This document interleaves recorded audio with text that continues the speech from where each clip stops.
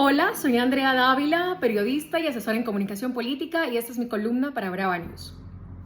Las tres campañas más fuertes a la presidencia de la República, Iván Cepeda, Paloma Valencia y Abelardo de la Espriella, han permitido que se reconfigure el escenario político al ubicar personajes en espectros que antes parecían impensables. El candidato Abelardo de la Espriella se ubica en el extremo de la derecha y busca que su electorado salga a defender su historia y su pasado, que tiene que ver con vínculos o relaciones laborales con paramilitares. Paloma Valencia, con las banderas del uribismo y opacada por el espectáculo de Abelardo de la Espriella, se ubica en el centro de esta triada. Una cosa muy ilógica de pensar, porque le quita a ella la carga de ser de extrema derecha recalcitrante, ¿no? Y esto también causa mucho malestar en el centro, realmente, que ha sido histórico y que se diferencia también en temas de derechos humanos con lo que ella representa con su partido político, el Centro Democrático. Mientras tanto, Iván Cepeda se presenta como el continuismo del presidente Petro, recoge las banderas del petrismo, del pacto histórico, pero también las sombras de las personas cuestionadas en este gobierno y que hoy aparecen en su candidatura. Asimismo, también recoge las sombras de las críticas de los malos manejos que hizo la izquierda en el poder durante estos 4 años.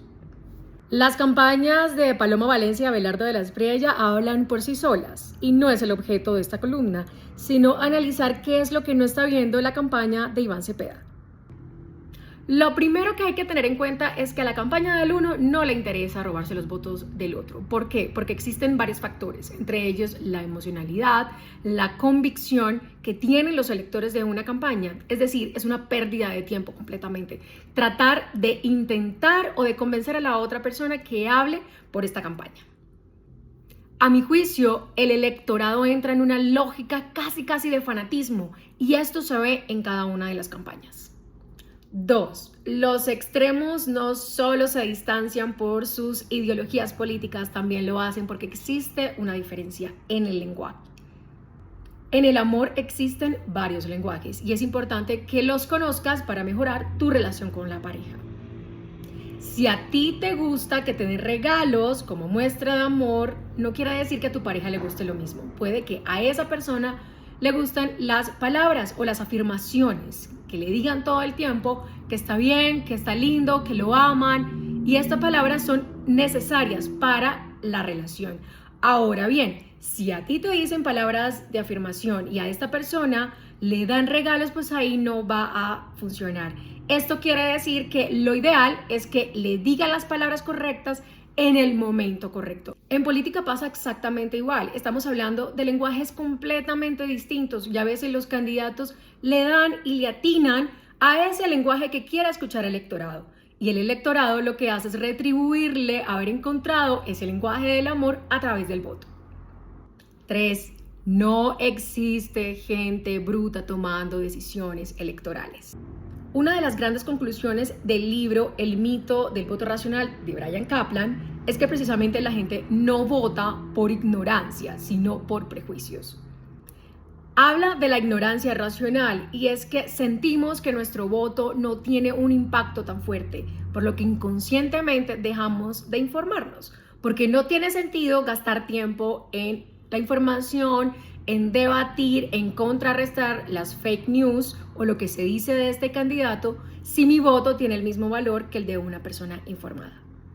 Ahora bien, ¿qué no está viendo la campaña de Iván Cepeda? 1. El voto puede parecer muy pequeño, pero esta vez tiene un voto mucho más importante, y es que ese voto por Iván Cepeda tiene toda la carga de calificación y de cómo se sintió la gente con la presidencia de Gustavo Petro. Ahora, no se trata de si mi voto vale o no, es que quiero ver un resultado distinto con la misma actividad y con el mismo ejercicio, que es depositar mi voto. 2. La gente quiere sentir que gana algo con las medidas de este actual gobierno y quiere ver si se puede ver reflejado en el próximo gobierno. Esto es para los electores de Iván Cepeda. Por ejemplo, si suben 300 o 400 pesos el precio del galón de la gasolina, pues los primeros que se van a quejar son las personas que efectivamente no tienen carro y no tienen moto, porque así es el colombiano. La gente quiere sentir que gana algo, aunque no tenga carro ni moto, pero sí quiere sentir que gana algo a través de los terceros. Es decir, si las medidas benefician o se van en contra de la economía o de las finanzas de otras personas. Por ejemplo, quiero que beneficie a mi hijo, mi hermano o mi tío que efectivamente tienen que comprar gasolina para movilizarse en sus carros o en sus motos. Es decir, si ven que una persona de su círculo más cercano se está beneficiando de estas medidas, pues ese triunfo también se va a sentir propio. 3. Y retomo el tercer punto del contexto, y es que efectivamente los candidatos sí dicen bobadas y dicen muchas tontadas, pero eso no quiere decir que uno deba quedarse, o la campaña de Iván Cepeda debe quedarse ahí. Hay que saber en política leer entre líneas.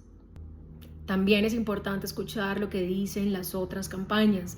La gente, los niños en general, no le contamos todo a nuestras mamás. A veces sentimos la confianza necesaria para contarle a terceros. Lo anterior quiere decir que sí, efectivamente, yo sí creo, y es una opinión, por supuesto que las opiniones son personales, pero también de lo que puedo ver y escuchar de las otras campañas políticas, y es que efectivamente sí existe el voto de Petro o el voto a Petro que está arrepentido, el voto petrista arrepentido, creo que así lo llaman. Y efectivamente hay gente que votó por Petro que no se vio beneficiada con las medidas del gobierno.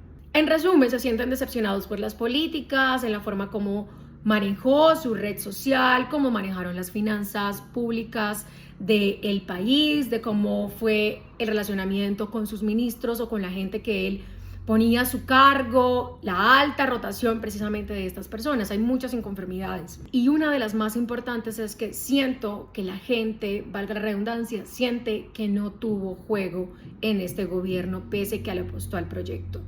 Este gobierno sí tuvo personas que no tenían idoneidad necesaria o no cumplían con esos requisitos para alcanzar puestos importantes, y esta gente quedó por fuera. El voto sí importa, pero hay gente que realmente le interesa ser parte del gobierno, de crear cosas, de trabajar por su gente, de trabajar por su tierra, y siente que quedaron por fuera. Para finalizar, siento que la campaña de Iván Cepeda no está leyendo entre líneas de la campaña o las campañas de los otros contrincantes. Creo que también se está quedando en un electorado que se siente muy cómodo o que está muy satisfecho por haber depositado su voto a Gustavo Petro y cree que el continuismo puede seguir favoreciéndolos en cuerpo o con el liderazgo de Iván Cepeda. Hay un electorado que se está perdiendo, que es el de centro, y es este centro que se ve un poco huérfano, y lo vamos a ver porque yo sí siento que vamos a pasar a segunda vuelta. Este centro está viendo el voto en blanco como su acto de dignidad mucho más fuerte, y el otro electorado o el otro voto importante es el de los petristas arrepentidos que sienten que no tuvieron juego, o no solamente petristas, sino un sector que se siente mucho más de izquierda. Y hay una cosa mucho más preocupante, y es que puede que este sector de izquierda sienta y presienta que girar a la derecha puede ser un buen cambio para el país. Y por otro lado, hay un electorado en el que se puede acercar, y es de partidos tradicionales. Vale la pena aliarse con partidos tradicionales para llegar al poder y sentir que hay un continuismo de la izquierda en el poder en Colombia.